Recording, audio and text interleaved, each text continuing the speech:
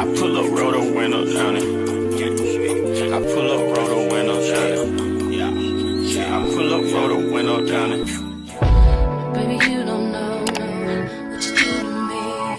Between me and you, I feel like chemistry. I won't let no one come and take your place. Cause the love you give, you can't replace. It's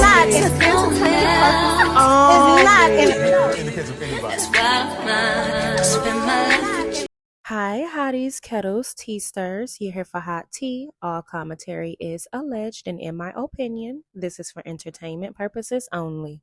Let's talk about this interview Trisha did with Carlos and Dr. Heavenly, because I thought it was kind of interesting, some of the things that she said. But I do want to know, I only took a few clips from this interview because Trisha is very long-winded. I don't know what it is, but it seemed like when she was explaining her position when it came to Mel's baby mama, she was very nervous and it was just very long-winded, and I just don't understand why it took her so long to basically get out the fact that Mel's baby mama hired her or wanted her to train or something of the sort. She claims she went over to the house and they didn't really train, or I guess they did train, but Mel's baby mama said that she was rude to him or something of the sort, and she said that maybe she started being rude to him because when she got there, he started venting to her about how he was separated and why he was separated,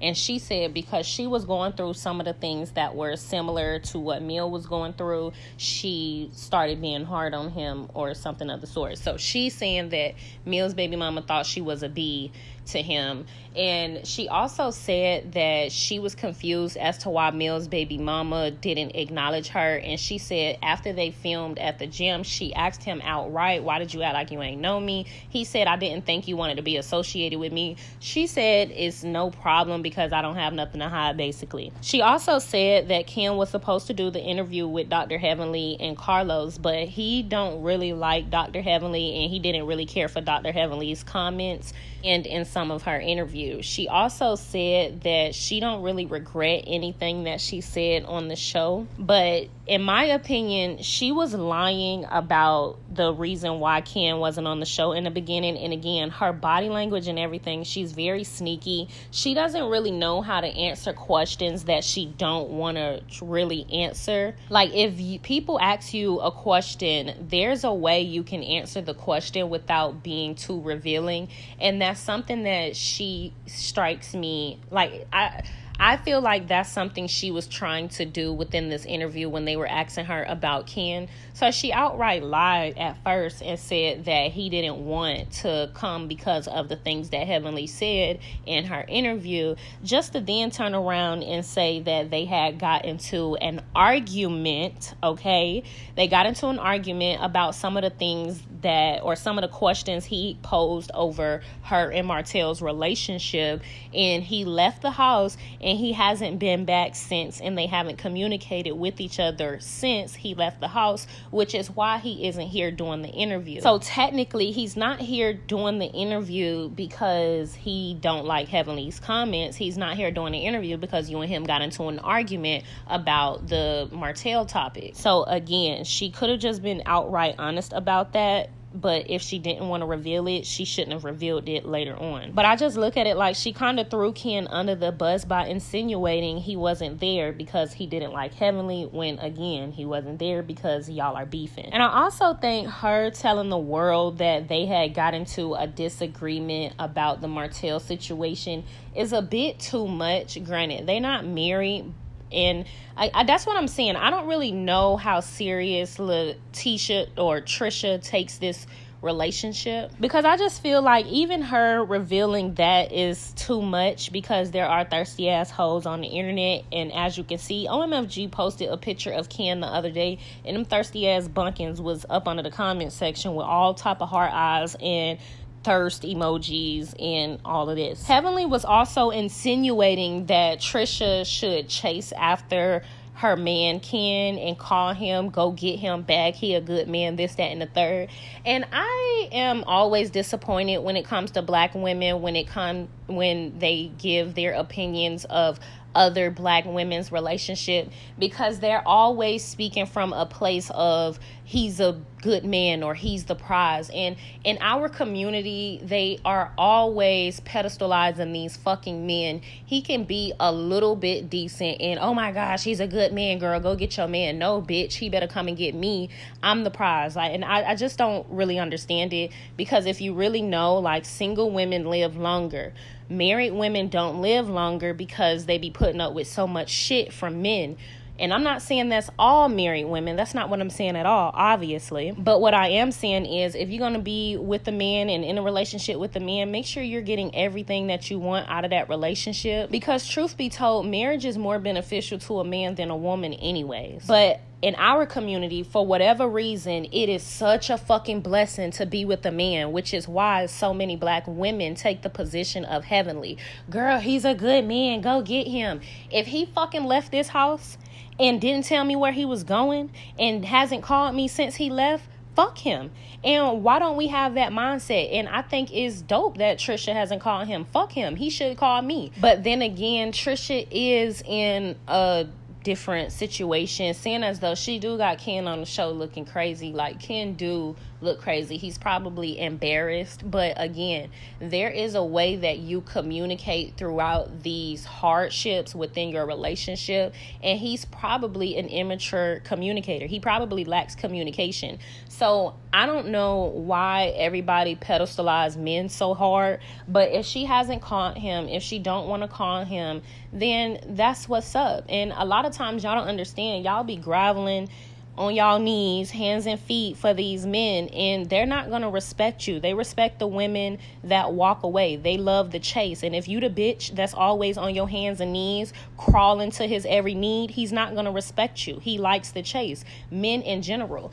And I don't know, that's just my opinion. Nobody wants anything easy, and y'all bitches always make shit so easy. So I'm not really judging Trish on how she's choosing to handle her situation with Ken, but I do think, you know, he might be a little bit embarrassed about how they look on television. And I do agree with Heavenly that there are some thirsty ass hoes that's probably already in his DM, because bitches lack morals. But y'all check out these clips. Y'all get in the comment section. Let me know what you think. Don't forget to like, subscribe, comment, hit the post notification bell so you guys are up to date each and every time that I upload. My question is, why didn't you allow Ken to come talk to us?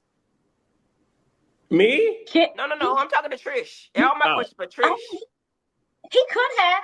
His schedule didn't got all out of whack. It didn't, and it's just yeah. Because we prepared for this for a week. We actually asked you for your schedule. We asked for both of you guys, and all of it. And conveniently, he's not here. You know what I mean? So why didn't you want him to be here today? I think all of this, it's all of the stuff. You know, the social media, the comments, everything. And for one, he thinks you're pretty hard, Dr. Heavenly. We listen to you, ma'am. We be listening to your ass. Wait, did he back out? Thank you for being honest. I know. Wait. First of all, I want to say, you know, you have my complete condolences about the loss of your parents and your sister.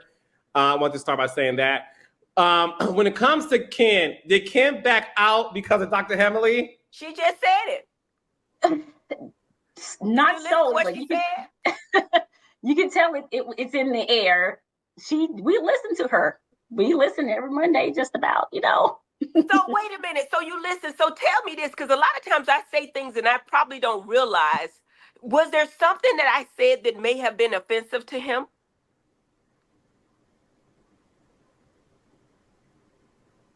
Now, Dr. Heavenly, what you don't say don't be offensive to people. No. That's interesting, because I feel like I haven't said anything that wasn't that obvious on TV. Like, what?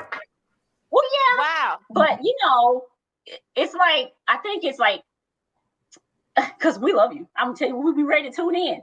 Because I'm like, yes, I love that. They're like, oh, yeah, Dr. Heavenly going to eat your ass. I'm like, baby, let's go. Let's do it, because I love the way you talk. But you know, the interesting thing is I haven't said anything bad about Ken.